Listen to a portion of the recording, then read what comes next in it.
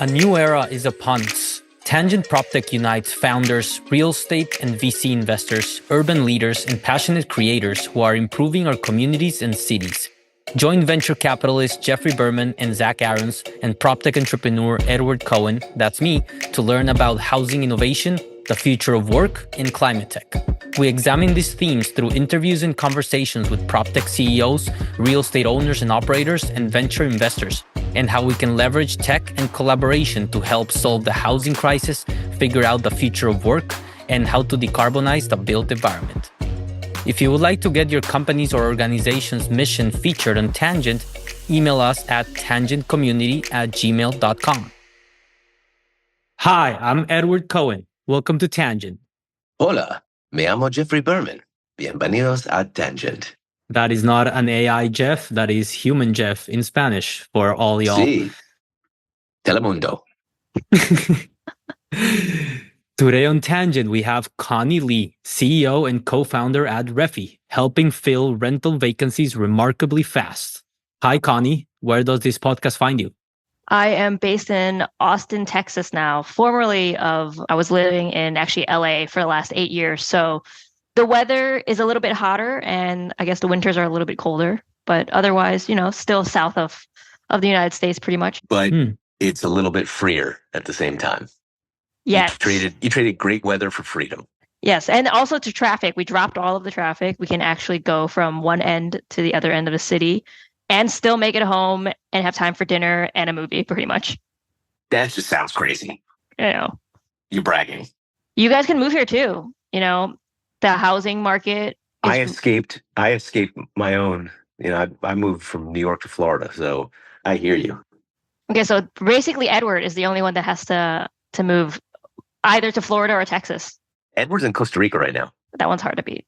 Actually, I'm in the metaverse right now, but Connie, I admire your move. That's also known as the Elon move.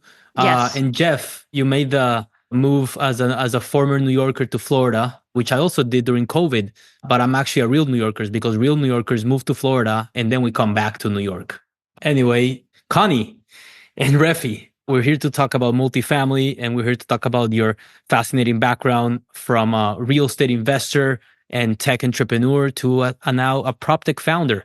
Tell us a little bit about your background and how you came up with the business idea for Reffie. Reffie is actually a little bit of a accidental company. So I originally was working at various different tech startups, running sort of their sales teams from the rev ops side, sales ops side. So I was figuring out ways to do their comp plans, buying software for them, just to make them better organized sales teams. And then along the way, while I was doing that in LA, I actually became a landlord. My parents were always telling me things like, rent is basically throwing money out the window. You should buy something and pay mortgage, at least to yourself.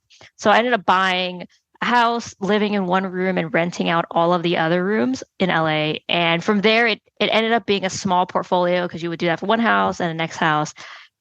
But I was also managing them and leasing out the units myself while running these sales teams. And it quickly dawned on me that I was essentially an inbound sales agent, but instead of SaaS software, I was slinging private rooms in LA. But in LA, one of the interesting issues is that demand signals are quite high. You get a lot of leads when you have a vacant unit. And the way to manage them is you kind of message all of them one by one, see who responds, and then kind of work the leads from there. But you get enough leads that your email is completely trashed by the end of the week. Your phone is unusable because now you have 100 unsaved text messages in your iMessage and you're just scrolling through them. So I realized that I could take a lot of the tech I was seeing at work and kind of jerry-rig it around for my own use case. And the original version of Reffie was just purely because I had a vacant unit and a property tax bill hit at the same time. And I was pretty annoyed. I was like, okay, maybe I'm just not that great of a leasing agent. Clearly I have inbound. So I made a super no-code version just to lease on my own units.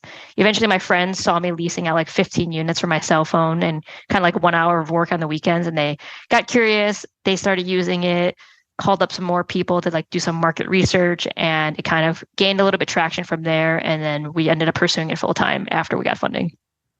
Fascinating. You went from house hacking, as it's commonly known, to hacking leasing for your own portfolio, to now enabling other multifamily property managers to do the same for their units? Yeah. One of the things I learned really quickly was before I decided to pursue it full time, I really wanted to know how big the problem was. And I had called a couple of friends at much larger PMCs, like Greystar or like larger asset management companies. And I asked them, well, like, what do they use? Maybe I just couldn't afford it because I only have, a handful of houses in LA. But the nitty gritty of it was they would reveal, at the end of the day, whoever is working that building maybe lives in Jackson, Mississippi or something like that. And they're not going to sit down and parse an email with metadata and figure out like what's the custom object field I should link to an automation for this type of unit. They're pretty much the easiest way to do it is just to dial for dollars versus automation for those folks. So they basically had a use case as well. Very cool. So talk about some of the biggest challenges property owners and managers face when it comes to filling vacancies, and how does Reffie address it? Usually leasing gets pretty hairy for people because of problems on two sides of the house. It's either a marketing issue where maybe you're not getting enough lead volume, so you're trying to figure out ways to market it better, get more volume there, or you are getting volume, but not a lot of the folks end up qualifying or converting. So at the end of the day, you just don't have enough leads. So that's like the marketing side. And then the other big problem that's popular is a leasing team bandwidth side. Usually they're called leasing agents or leasing specialists, but it's pretty rare for me to meet a leasing team that only does leasing. They're almost always on site, kind of helping with everything, juggling a lot of jobs, running around on tour, and then having to come back and answer leads as well. So as a result of them being stretched like that, they end up not contacting every lead that comes in. Then they forget to follow up. They forget like who they need to follow up with and chase down maybe pay stubs for an application. So in SaaS speak, basically every section of your marketing funnel is not converting as well as it could be if you actually had like a dedicated, fully focused person. So those are really the big challenges for leasing teams usually. Assuming you are pricing your unit reasonably, like obviously if you put a cardboard box outside and then say it's $20,000 to rent, then that's a separate problem. But like assuming everything else is normal, it's usually marketing or bandwidth. One of your taglines, which I find super relevant to the world that we live in, is you're marrying LLMs with real estate. And in a recent interview that I listened with Brian Chesky from Airbnb, he was saying how he expects customer success to be the first thing where AI is going to have a major impact for his business. Now we're talking about short-term and mid-term rentals, which is a different business than multifamily long-term rentals. But curious to hear how you're thinking about marrying LLMs and your real estate operations. So the conventional and the most popular way people are utilizing LLMs now, especially in real estate, is basically front office Gen AI. So for example, for Airbnb, what Brian's probably talking about is what's very popular in STR space is using Gen AI to do like renter comms, basically running communications with renters after they've booked an Airbnb or something. That's very popular in his space. It is also popular in long-term rentals. There's a lot of chatbot type software you could buy. We actually take a much more interesting, maybe like a contrarian approach to how we utilize LLM. We don't use it to interface really with the renter, the prospect renter that much. We actually use it a lot more for back office admin work to lift the load from the leasing agent. So we use it to rank their leads, to tag them by stages, summarize status of messages. Basically, all of it is adding up to teeing up the highest intent leads for a leasing agent to close with some human interaction, mainly because we haven't been able to beat the conversion rates we've seen when a human is in the loop. Interesting. Jeffrey, curious to hear some of your multifamily LPs. Have they expressed any desire to improve how they run their leasing or to adopt, the latest and greatest tech to fill units faster and at market rates or at efficient rates? That's a great question. That's quite topical. Obviously, many of our LPs and the multifamily industry at large is contending with the upheaval brought about by the DOJ, their case against RealPage. And I think one of the things that I'm curious about, Connie, is what are the sides of the landlords that you're typically selling into? And I'm asking that because our landlords, of course, Edward, to answer your question, yes, they always want to fill units as quickly as possible, minimize turn costs. But a big piece of it is system and platform fatigue. So they don't want 100 different systems. They want one ring to rule them all.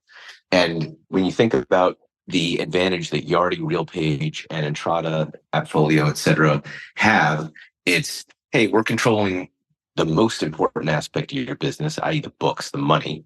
And what modules can we add on that make your operations more efficient?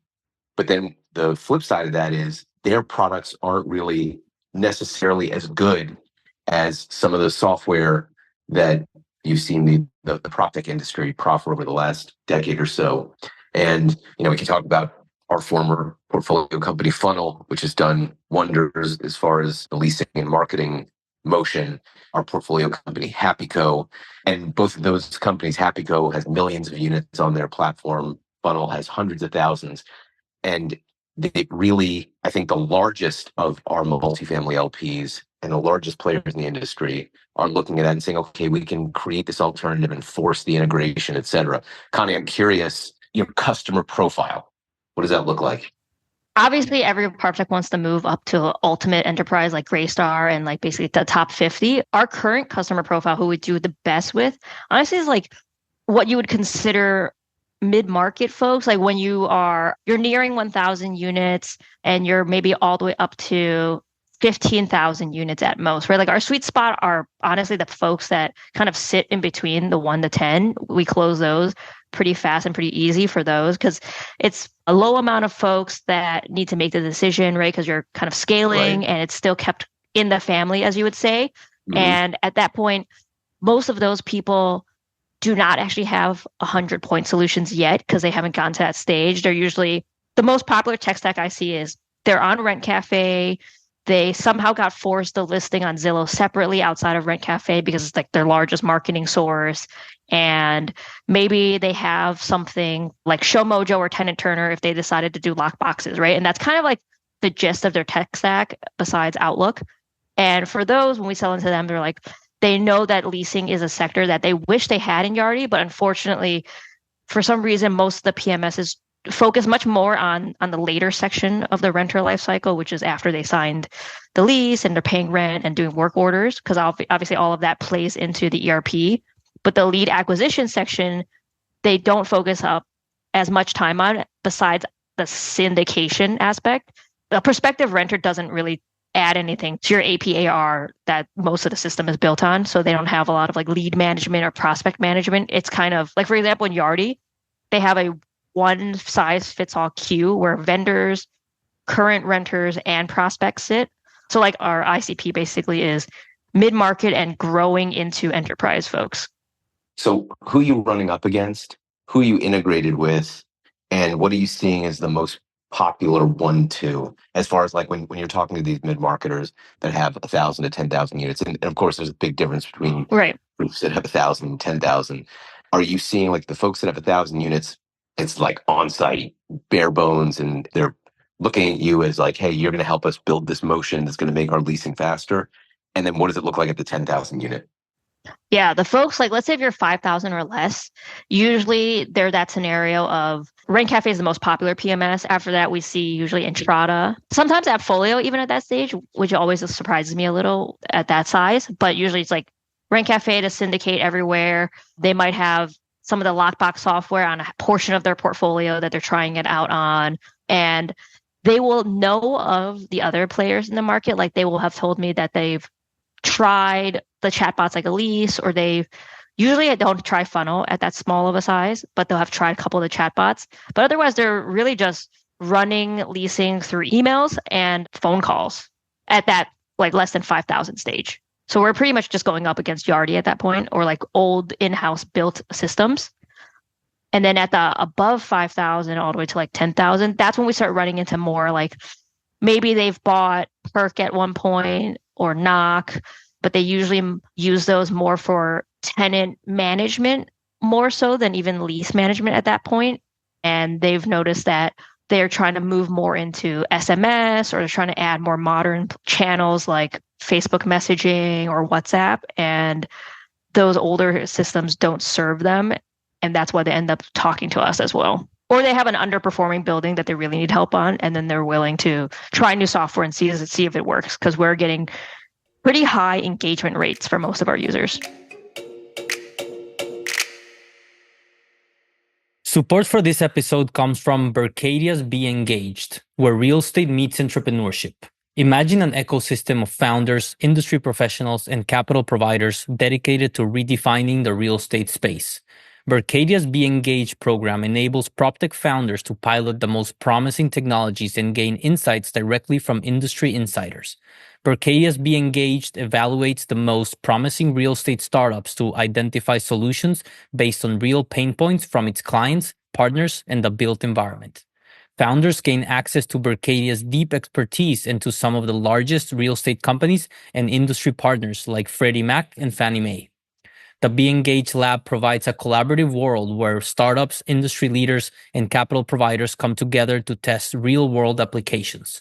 And with the BeEngaged network, you're not just observing innovation, you're part of it, gaining access to cutting-edge technology and mentorship that can drive your business forward. Clients can pilot these cutting-edge technologies in a low-risk environment, providing feedback that directly influences startup roadmaps. It's not just innovation for the sake of it. It's innovation built around solving real estate's biggest challenges. Ready to take your impact to the next level? Head to berkadia.com/beengaged and join a community that's shaping the next wave of real estate technology. That's berkadia.com/beengaged. Talk a bit about your business model and what can property managers sign up to Reffie expect in terms of how you structure the subscriptions or your business model. We right now charge a pretty normal business pricing with the real estate industry. So we just do it by doors, like $1 per door per unit per month. And then there's like a difference in pricing if you're willing to sign annual plans or whatnot. But we're experimenting with some newer pricing tiers just because depending on the market you're in, you see a different amount of vacancy rates, right? Like in New York, your whole 100-unit building, maybe you'll get like 3 vacancies versus in Tennessee, 25% of the building actually might turn over a year or something like that. So we're playing around with some of listing tiers versus just the normal usage of like doors. But what our users can really expect is it takes about less than 2 weeks to onboard. And that's usually the longest for the first building. After the first building, to be honest, if everyone got on a call and clicked connect on all of their tech stack pretty fast together, we could onboard a new building in a day. And then the rest is just training calls with your team to like get them on, like here, click here to message people and click here to turn on and off automations. And one of the great things that we're really good at is so far, we've heard from multiple customers. I think we're number 1 in lead aggregation because of all the channels we connect to.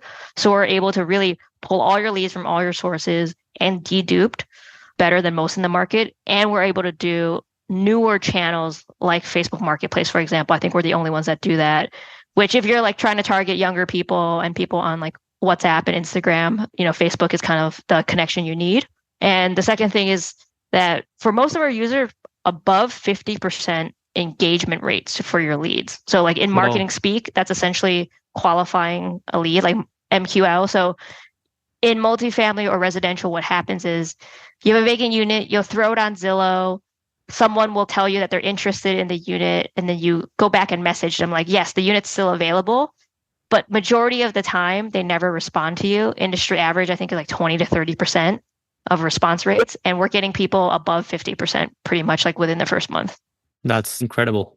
During a backstage conversation, you said that leasing is a lot like dating. What do you mean by that? So within Reffie, one funny thing we do is that we actually used, like I said, some of the AI to rank leads. And when I had started the company, I thought the best ranking would be who can pay for your apartment, right? Like you have money, you have a great credit score, you're definitely ranked number 1 as a hot lead.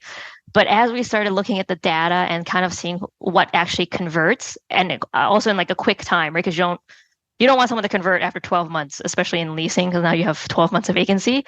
It actually ended up being kind of similar to what my friends say when they're thinking about it in the dating world, right? Like if you think about dating, if you have someone who's a 10 out of 10 on paper, right? Like they make $300,000 a year, have never been divorced, they're tall, they're fit. That's like number one marriage candidate, right? But if that person doesn't know you exist, is not interested in you, and would not answer your call, that is definitely not your highest chance of a dating candidate. That's just like dreaming, which is what we found out in leasing. It's that the hottest leads are actually people who are interested in your unit and talking to you. And then you actually see like, okay, now are they compatible? Like, do they have a good move-in date? Do they have like the pets that we're looking for or like qualify for this building? And do they make the credit score and monthly income? Connie, how old is your business? We are a little under 2 years old now. And where are you at revenue-wise? So we have about a little over 7,000 units on the platform. We don't monetize all of them because some of them are larger customers and we gave them a pilot period. They just onboarded recently. Mm-hmm. So we're still below 100K in ARR, but we've finally got the product to a stance where like you can go and massively distribute because we've hit the minimum threshold of like features, right? Like we hook up the calendar, you can book a tour, you can connect to at least AppFolio and Yardi and whatnot. So that's like basically where we are. We're like growing at a nice inflection point right now, and we're getting pretty good feedback from a lot of folks, despite how saturated the market is, I guess. Let's talk again about the marketing funnel. So you have 7,000 units total. Yeah. And it sounds like you spent a lot of time developing the product. So when did you turn on your sales engine? We really started turning it on early this summer, really so. How long are you finding your average sales cycle? I would say the average is like 6 or 7 weeks, give or take, just because we go after the folks that you don't need to go through a full process. Like Greystar would be forever, right? Right. And then we have some folks that do actually close in like 2 weeks, but on average it's usually like, a little bit over a month. How are you filling your top of funnel? I do a lot of cold outbounding. So we do a lot of email outbounding. And then we also have in-network referrals and some small inbounding actually starting recently because we've been building a content space where people read it and then learn about us and then they inbound. So that's actually starting to work now after a couple months of working on that. Edward's probably seen a bunch of those posts, but mostly cold outbound and then in-network referrals. And of the 7,000 units, what's the average landlord size? Around like 2,000 to 3,000 is the average landlord size. Okay, so right now you have 3.5 customers, 3 customers that we don't have all of their portfolio. That's how we make up this. Yes. That's interesting. So people are basically piloting you on a per building. Yes. Per building. Great. Thank you for the clarification. So of the 7,000 units, how many total units does that represent as an opportunity set? Does the 7,000 own 70,000 units, something like that? Yeah, give or take like around there. I think it's probably closer to maybe 50,000 and 70,000. I'll have to do the math on that. I'd rather be a little conservative with the number I give you. But yes, they are players with like a decent amount, and we get somewhere between 1 to 2 buildings. We also usually close them in a very interesting way. You've probably seen this a lot. Like I will sell a GP on his 3 worst buildings out of his whole portfolio, right? Because he has like 3 in Georgia. They're not doing well. So I'll go on all 3 of those buildings. And he has a Southeast PMC managing it. And the Southeast PMC actually manages those 3 buildings, but also another 9,000 units for everyone else. So I'm at the same time basically a pilot program, both for the owner with 10 buildings and also the PMC that has 9,000 units. Great. So now to my question. It's related to what I was asking you about before. Mm-hmm. So it's interesting what you just said, when you said you're going to go and ask him for his 3 worst buildings. What technology, if any, are you seeing represented in their operational stack? What is the most common? Is it Yardi? Is it RealPage? Is it Entrata? What are you seeing in this customer cohort? Yardi is number 1 almost always. It was one of their, and it was like definitely confirmed. I always read the materials and it was like everyone says it's Yardi's number 1. So we chose to integrate there first. And the bet definitely played out. Most people have Yardi, especially if you're even close to 1,000 units. Second is Entrata. Mm-hmm. AppFolio is quite popular, shockingly. I would think not, because I thought it was only really good for SFRs, but a decent amount of folks have it. I have not really encountered Buildium much. Mm-hmm. And Buildium was bought, so Yeah. Resman is still alive, if you're wondering. There are some people on Resman. We have a handful on that. It's interesting. And what are the signals that they're looking for before they're willing to say, what do you think it is?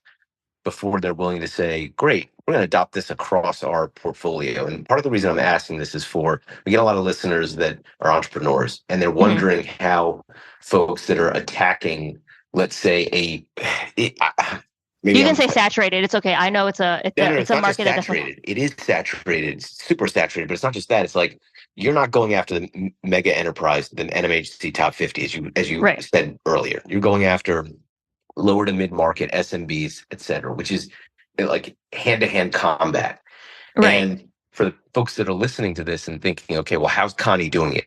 She's doing it in a very methodical way. Get a few customers, iterate the product with the customers, get the product to a place where, okay, now we're set and we can start going. Hearing you say that, my sense is that you'll figure out how to increase your top of funnel beyond just cold calling, right, and that the throughput is going to be quite a bit faster. But the question I think people are going to ask, like, okay, what are the signals that these pilot clients are looking for to get them to go from pilot to full rollout?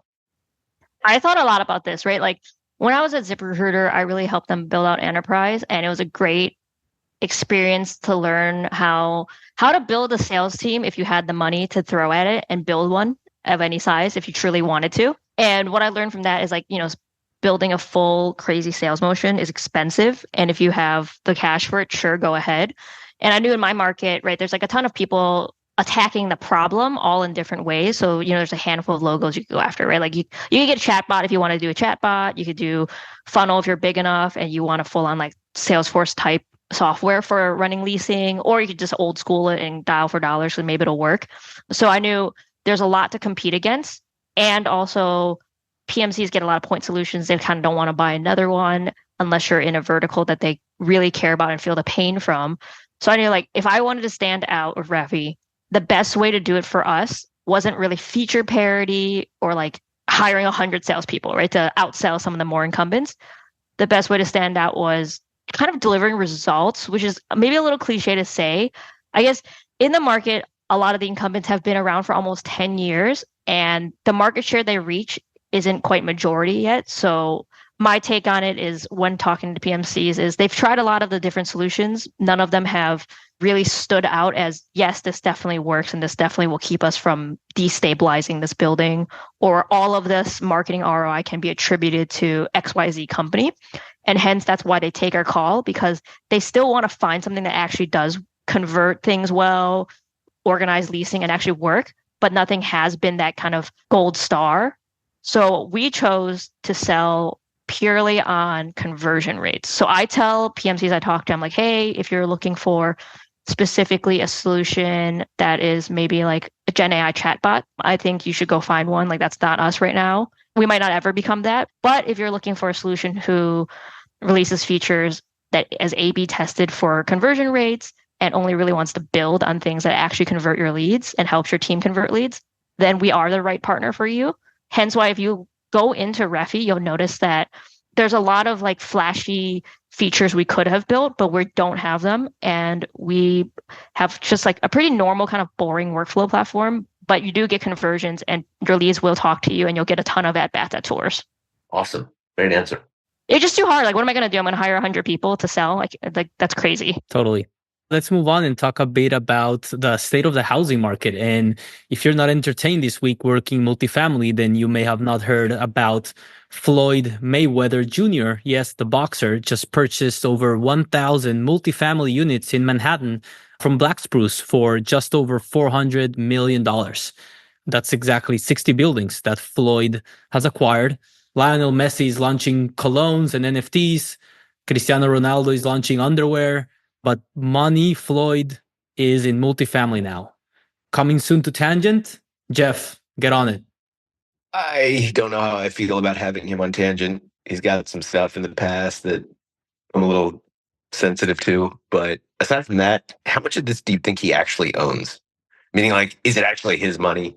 Or is he the front guy for some other folks that just said, hey, let's partner with you and we'll make a splash? the dude has so many business, and I respect his business acumen, right? Like he's got his fingers in so many pies, probably gets a ton of jewelry for free. Like maybe even his private plane is subsidized, who knows?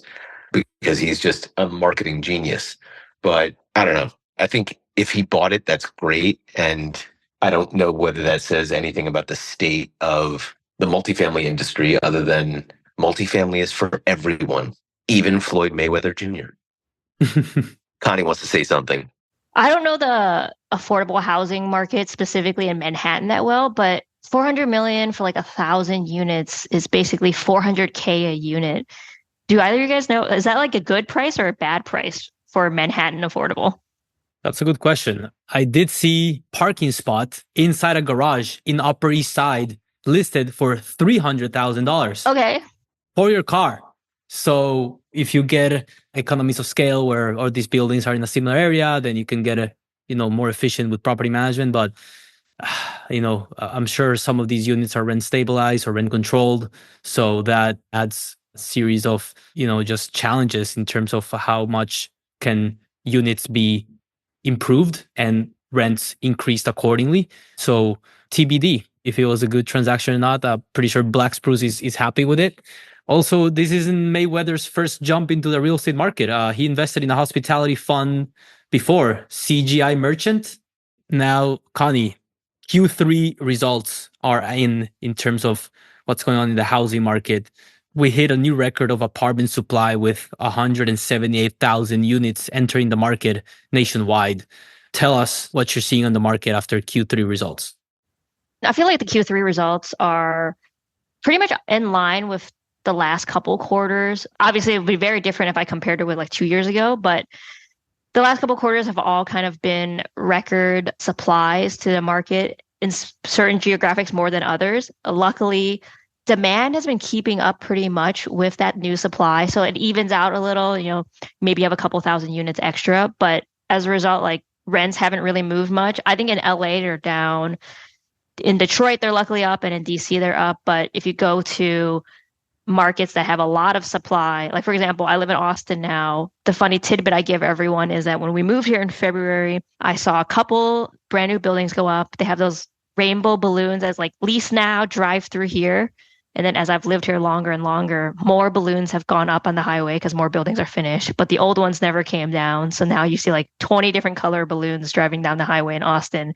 So rent is very much down in Austin. You could probably get, I think right now concessions here are 10 weeks free. Jeff, you could probably confirm how it looks in Florida, but I know Jacksonville, Florida is another one of those areas where a huge amount of supply came up, rents are down. So I don't know, maybe you guys are having the same balloon phenomenon too. Q3 results also show that move-ins outpaced move-outs by 176,000 units. So basically, we would have sky-high rents in most markets if we weren't building and delivering new multifamily supply like we have. It's interesting. Certainly, the narrative that we have enough supply, which I've seen around, is not really being seen on the market because demand is still there. Yeah, in Austin specifically, I think it was 22,000 units came on the market, which is a crazy amount. Wow. And then we absorbed just under 18,000. So it's still nets 4,000 extra, hence why rent's down here. But if you think about that, that's like pretty crazy. Like you build 22,000, 18,000 is pretty much just like immediately wiped up. And technically, Austin was a net negative in population, I think. So still, even if more people are moving out than moving in, we're still absorbing almost 18,000 units. We're grateful to our partners at CREtech, the premier destination for real estate tech and innovation. On November 13th and 14th in New York City, CREtech will bring together the largest gathering of commercial real estate professionals, investors, and innovators. This event is your front row seat to the future of real estate. From emerging proptech trends to the latest in sustainability and ESG solutions, CREtech is where industry leaders converge to explore the tech reshaping real estate. Whether it's smart buildings, data analytics, or AI-driven property management, you'll find the cutting-edge solutions you need to stay ahead. This year, expect to share the room with some of the biggest names you never thought you'd meet, including owners, operators, developers, tenants, founders, government, and media. CREtech offers unrivaled networking opportunities with institutional players who are driving innovation in the CRE space. Connect with decision makers from the biggest companies, explore groundbreaking products, and gain insights from industry leaders on how technology is transforming how we buy, sell, manage, and build real estate. Don't miss your chance to be part of shaping the future. Head to CREtech.com and use code PARTNERTANGENT20 to sign up for this must-attend event on November 13th and 14th in New York City. Tangent listeners get a 20% off by using partner Tangent 20 when you check out at CREtech.com.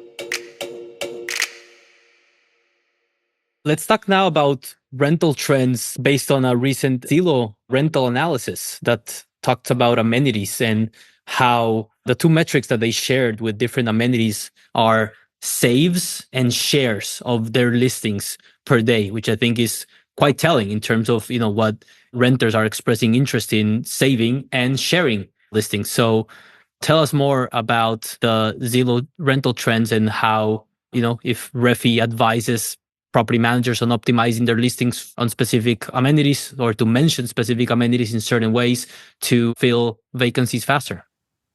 That new Zillow report, just to give everyone context, had surveyed or counted basically 5.6 million different listings. So it's on a good number, right? Not just like a random group in Texas or something like that. But what we see on Reffie, which also Zillow confirms, is for your listings to get traction, it matters a lot about positioning for your specific demographic and sort of the PR you're doing essentially for your building and community. One really funny tidbit from that trend report was that if you included the amenity business center in there, you got much less saves, much less shares. I think it actually negatively affected your listing.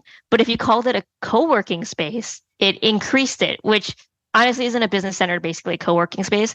And the difference there is kind of a vibe or aesthetic you're putting out there for your building, which is modern buildings will call it a co-working building, and probably class B minus and other buildings will probably still use the terms business center.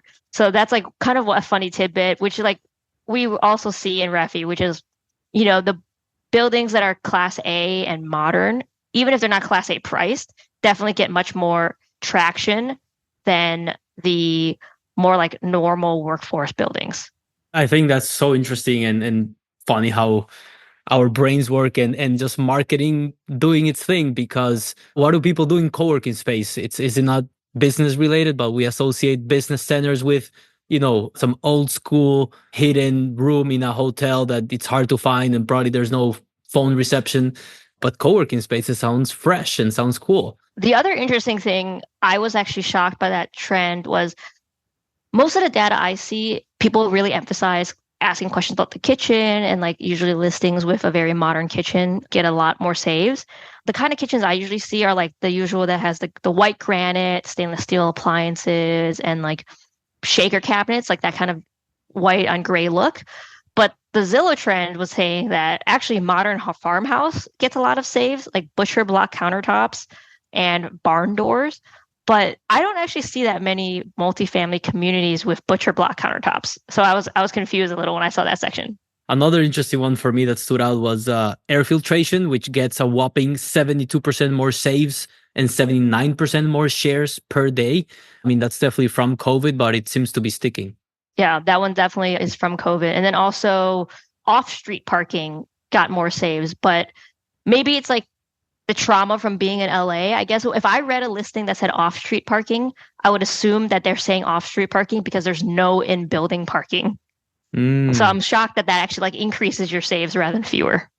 Goes back to the geographies there, because it is real estate at the end of the day is highly local, and probably some markets see that as a benefit because there isn't parking alternatives. Connie, let's move on to the last section. Collaboration superpower.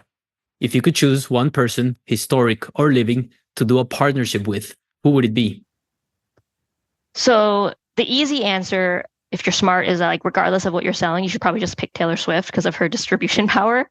Yeah.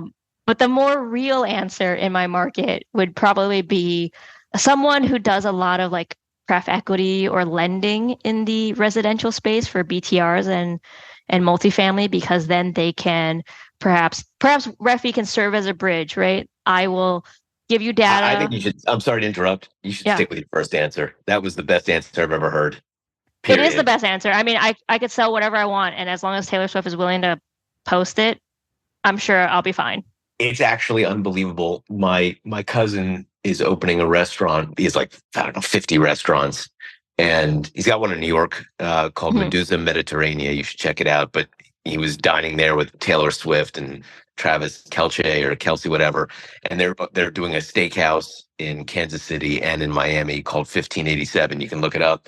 And of course, it's going to be the most buzzed about, talked about. Everybody's going to go because Taylor Swift might show up. And that's the greatest answer ever. I think you should just stop there. We all want to collaborate just with Taylor Swift. Yeah, I mean, there's one. Oh, she had glitter freckles recently for a concert. And it was apparently this Etsy person who makes the freckles. And that person's like crying, saying like, my store's sold out, all thanks to Taylor. I've never seen this amount of sales. Taylor didn't even tell people where to buy it. People just like figured it out. Wait, but did you know that she's also a huge fan of Tangent PropTech podcast? I mean, who isn't? That's the right answer, because obviously that's not true. But man, you handled that like a pro. I'm sorry. You're all underestimating Taylor's real estate prowess, because according to the internet, she owns a Christmas tree farm in Reading, Pennsylvania, a Georgian-style estate in Wyoming, a waterfront home in Hendersonville, a nice Nashville condo, fantastic in Forest Hills, an estate in Nashville, a mid-century modern mansion in LA, and I could keep reading, but she's into real estate. So, hey. She's the best at everything. I would hope that her collaboration Superpower would be reciprocated and she would say, I want to work with Connie. And then we would all just figure out how to just be a part of that shooting star. Yeah, all she needs to say is Reffie users are entered into a chance for floor seats at the Era store. That's great. Connie, for Tangent listeners and property owners and managers who want to learn more and sign up to Reffie, where can they go? Yeah, they can go to our website at reffie.me, REFFIE.me, or they could email me directly, and it's really just Connie at reffie.me. And my friends like to say I'm chronically online, so I probably will answer your email within the day. Connie Lee, CEO and co-founder at Reffie, helping fill rental vacancies remarkably fast. Thank you so much for coming to Tangent today. Yeah, thank you for having me. Jeff, say bye. I don't want to say bye. I want to keep talking about Taylor Swift.